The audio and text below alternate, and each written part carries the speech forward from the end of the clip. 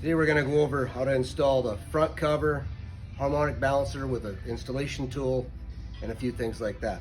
So the difference on some of these GasJacks, a Ford crankshaft, you'll notice right away has a step in it here, where all the newer crankshafts are a scat crankshaft, and they are a little tighter to your harmonic balancer, and they don't have this little step down in them. So there's a difference in between the two cranks, the Ford and a scat.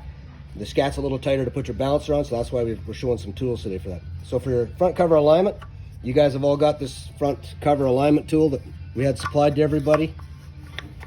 So we put that on there into the front cover, and we start tightening our bolts, put our water pump in at that time, and of course tighten our bolts up and making sure that the front cover is straight to the crank, so our front seal is properly aligned. Then for the front seal, always put a little silicone around the outside of your seal here. Put your seal on there. If you guys want a neat little trick that's a great tool for it, it's a 2-inch T. If you got a 2-inch T in your truck, that fits the seal perfect. A couple taps of the hammer, your front seal is installed. If you guys have tried to pull a harmonic balancer on with the bolt, you're very likely going to pull the threads in the crank, especially on a scat crank because it's such a tight fit. So if you've done that, a 5/8 national fine thread tap is what you're going to need to clean the threads up in the crank. Usually you can go in a little deeper if you buggered up the threads and put a little longer bolt in just to hold it tight once you've installed your harmonic balancer. But the idea is to go away from ever using the bolt to install your harmonic balancer and use this tool that we're supplying you guys with for pushing the front harmonic balancer on. When you guys put your flyweight on after your seal's in, you'll want to put a little bit of silicone on the face of this that's going to seat up against your timing chain gear. And then a little bit of oil around the outside so it's lubed where your seal goes. We'll put that on there till it bottoms in. Of course, you'll then install your key on your crankshaft and then your harmonic balancer.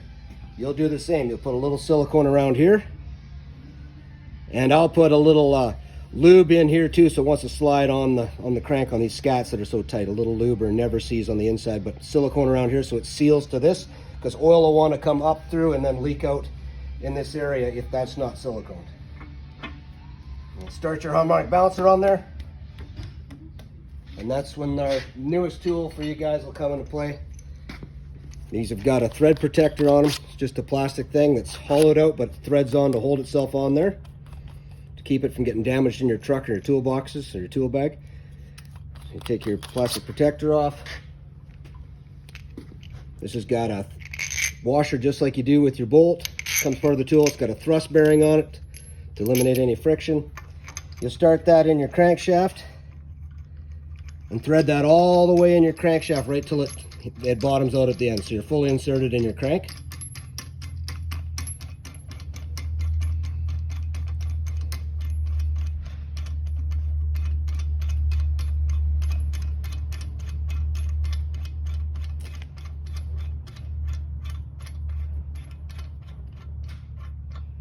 There, we're bottomed, and then we'll start tightening our nut here.